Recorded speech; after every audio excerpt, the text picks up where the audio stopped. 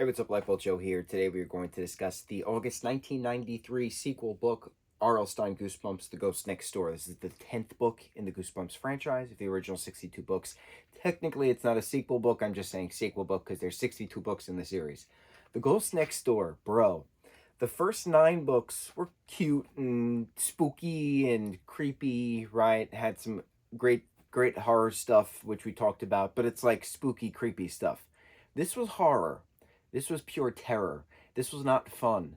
This was eye-opening, and I did a eye-open and gasp many a times and a jaw-dropping. I don't remember reading this. I don't remember the story. Some elements of this are very similar to the 2015 movie about this girl next door. Is she a ghost? Is she not a ghost? And then we get explanations within the movie, but it's very different. This is the ghost next door. So who's the ghost next door? That was the other thing. And the first page we get an explanation of what's going on. So the first page we have this main character of Hannah Fairchild. And how old is she? Is she 12? Hang on. Yes, she's 12. Her twin brothers Bill and Herb are 6 years old. Okay. So Hannah Fairchild has this horrible dream that, you know, there's fire going across her room, and it's burning the mirror, and there's just heavy black smoke everywhere, and she sees herself in the mirror as the smoke's encasing, as the flames are encasing, and it's too late to scream, but she screams anyway. And she wakes up, realizes it's a horrible nightmare, goes about her day. It's summertime.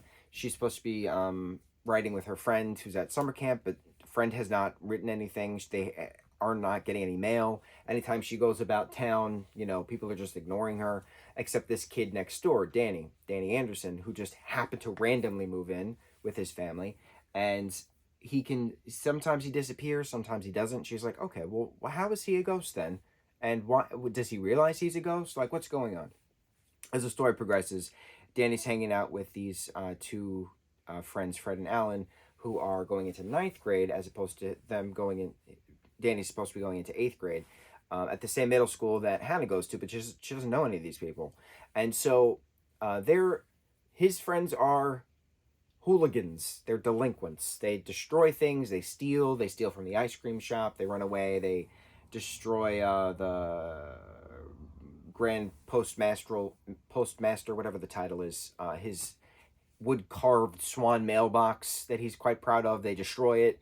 And then as the story progresses, you know, Hannah and Danny are hanging out here and there and doing stuff, and he falls down after the two of them are playing soccer in his backyard, and she goes to pick him up, but her hands go right through him, and then he is freaked out and stands up and pushes her, and his hands go through her, and she's like, wait a minute, he's not the ghost, I'm the ghost, but how am I the ghost? So she goes home freaking out.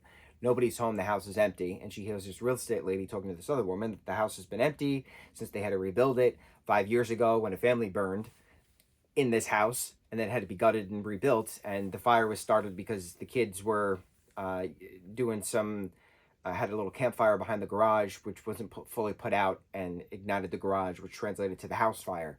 And we're like, we, as in me, myself, and I, we're like, bro, it could have gone either way. In the first page, when Hannah's having that nightmare of fire, you're like, okay, this is a scary dream. But you're like, okay, but I know that there's a twist coming, so the twist has to be that she died in the fire.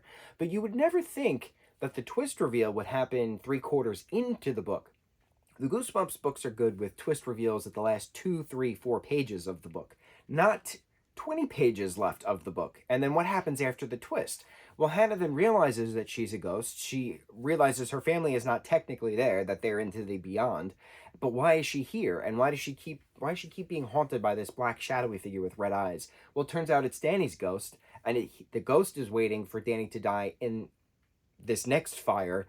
That way the ghost can take the place within the mortal realm, and Danny can go to the shadow realm, as you know, all ghost things are going to be. Very interesting concept, different between a soul becoming a ghost, as in the ghost is already there, a part of the shadow world, waiting to be into the mortal world to then haunt.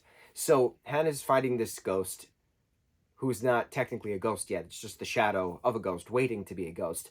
And how does she save Danny then? Well, she was brought back to the mortal realm She came back to the mortar realm, unbeknownst to herself, to save Danny from this fire because she couldn't be saved in a fire. So she was going to save Danny in the fire. But how'd the fire start? Well, the hoodlum kids lit a fire in the Grand Postmaster's house in retaliation for him threatening them with a shotgun after they destroyed his mailbox. So the two delinquent friends escaped. Danny couldn't, so Hannah goes into the house, saves him. He has smoke inhalation. He says, Hannah Fairchild saved me. And then the friend, who's the real estate agent of the mom, explains Hannah Fairchild died 5 years ago in a fire. And he's like, no, she saved me. And then that was it. And then, Hannah's mom calls her back to the beyond, to the other realm, to go home with them, and that her time was done. She saved him. She's good to go, and she hopes that he remembers her. Bro, this was wild. It was not like any of the other 9 books. This was a very mature, very, oh my goodness, this is like, I get goosebumps. No pun intended, talking about this, because it made you think. It was, okay, well, if ghosts can be from a different world, not just soul related, what if they were a shadow related? How does that work? Could a ghost actually save a human? How would that work? Things. It was wild. It was a different type of Goosebumps book. I'm very curious moving forward again, because I haven't read all 62 books. I'm very curious now that we're 10 in and we have 52 left, how the other 52 are going to be. Are they going to be more cutesy, ghoulish, spooky, creepy, like the first 9? Or are they going to be more horror, terror-based on this, about literal death and burning alive? Bro, wild. And this is a children's book. It's not a children's book. It's a young adult book, right? These books are good they were intended for the middle school age. R.L. Stine wrote them when his son was 12 and then onwards, so he wanted to focus on that age group, that gen, that chunk of time within kids in that time period. So now that we're in book 10 of 93, the question of the ghost next door, was Hannah really the ghost next door, or was Danny really the ghost next door, or were they both the ghost next door? Wild.